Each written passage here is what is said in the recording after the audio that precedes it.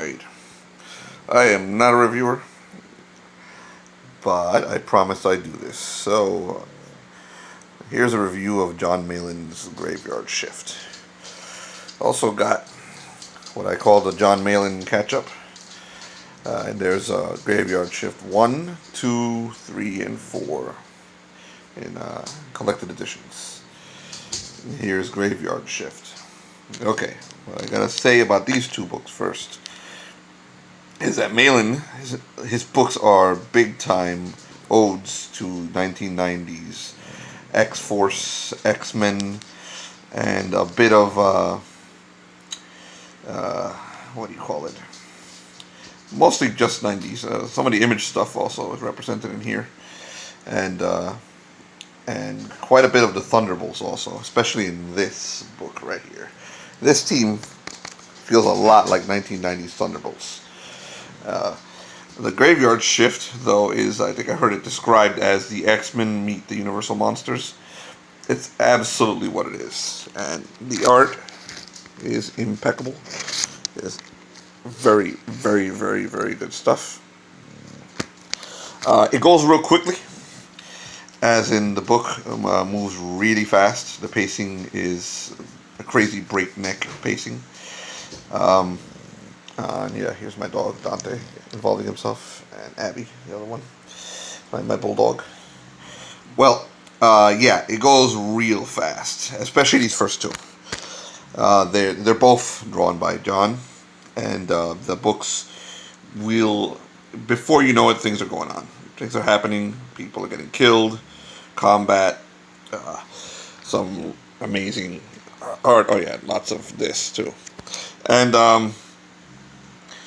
it goes a little too fast for my taste, but there isn't a moment in this book that you're not enjoying yourself. The pacing is insane, but it's a lot of fun. I think the characters could probably have some time to breathe between battles and between developments, but it is so much fun that you can forgive the pacing the issues. Here it slows down a little bit more. Graveyard Shift 3. There's still plenty happening. The art is not by Malin. I think it's by the fellow who did who took over Jawbreakers, because it looks a lot like his stuff. And then the second half is by another artist who draws in a very anime style, Both books are excellent. I didn't like them as much as I like these, but it's still very, very good. Pacing is still breakneck, especially book 3. But again, you're enjoying yourself so much that it doesn't really bother. It's almost like you're on a crazy roller coaster. All right, now this bad boy right here. The pacing slows down considerably here. It is not the same pacing you're going to see in the other books. These characters actually get a chance to breathe. The Omega Storm, this group right here. I'm not sure if Malin wants me to say this, but I'm not really doing spoilers. This is not just an Omega Storm book, as about halfway through the book, Graveyard Shift shows up, and we continue from book 4 with their trip to space to go defeat the Black Emperor and save Lilith. Is Professor Blood, who is your main character of Graveyard Shift, your hero. This book, the characters do get to breathe quite a bit. The pacing is obviously not as fast, but it's still incredibly entertaining. You're still having a lot of fun. These characters are memorable, particularly this guy, Rick Rogers, and this fellow back here, Red Dawn. He's a lot of fun, and so is Salka, his slut. And the one thing I can point out about Malin's stuff is that his characters don't really act like superheroes. Their personalities are completely different. How do I say? They behave like human beings. The people are selfish. People are greedy, and most people think of themselves first. That's not to say everyone does, but it's not the morality you see in a superhero book. It's not a morality you'll see from a Superman or Batman or Captain America, or even characters who are a little less ambiguous, like Wolverine or someone like that. Wolverine still has like kind of a center. These characters don't. They are selfish people who more or less think about themselves a lot. So this creates a very cool dynamic. And you see situations in these books that you rarely see in other books. Graveyard Shift, and this is the team from Graveyard Shift right here. This little card here. This lady has literally been with all three of these men. with the entire team. And that is hilarious. It's also very John Malin. And it's also very much real life.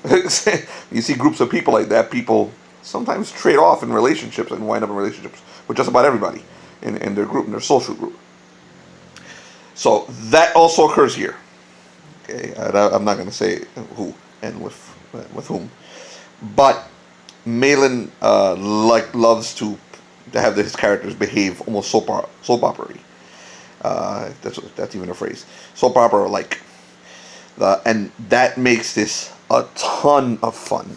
Now, it feels like Thunderbolts a little, 90s Thunderbolts, which is a very good thing, because 90s Thunderbolts is great, because some of the characters are not good. There's a couple twists in here that are wild, and they come out of nowhere. Particularly the stuff that happens at the end. The last few pages, the epilogue at the end. There's one hell of a twist at the end. And there's technically two twists at the end for those who are paying attention, and not just one. There's a twist within a twist. The book slows down a little in the middle for some character development, and I'm not complaining about that. That's very good. It's also very long, very large. This is a thick, heavy book. Very heavy. You are getting the bang for your buck with this book. Okay, this is very good stuff. Incredible art, lots of characters, lots of stuff going on. There's an epic battle towards the end. There's actually an epic battle in the beginning as well, but a very much Thunderbolt style fight against. The Thunderbolts had a thing where they took on some of Marvel's largest, most powerful villains, people like Graviton and Count Nefaria. And these guys do too. These are not the A-listers. That would be Graveyard Shift in Malin's world, but they're taking on definite A-list bad guys, and they they do their part. And this guy right here, this is Stalwart. This is kind of like Malin's Superman, and he's got one hell of a philosophy, which is finally revealed in this book. I haven't read his other supplementals. And I think there's a story in one of them about him, and so maybe it was revealed earlier. But this is the first time he actually says what's on his mind, and it's pretty cool. And excellent book, good fun, crazy fun, insane art. I'm gonna review a lot of the COMICSGATE stuff. I'm also gonna review some Eric July stuff.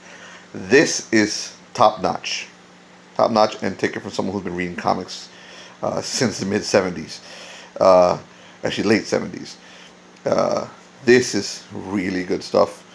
If you can get your hands on one of them, I don't think he's got it up anymore. But if you can get your hands on a copy of this on eBay or something, you are getting basically the best deal you could possibly get right now from a COMICSGATer, and definitely from independents. Alrighty, that's gonna be it for this. Next week, I think I'm going to review one of the others. I got a whole bunch of COMICSGATE books in the last month, and I also got the Alpha Core book from Riververse. Alrighty, Space Zeus out.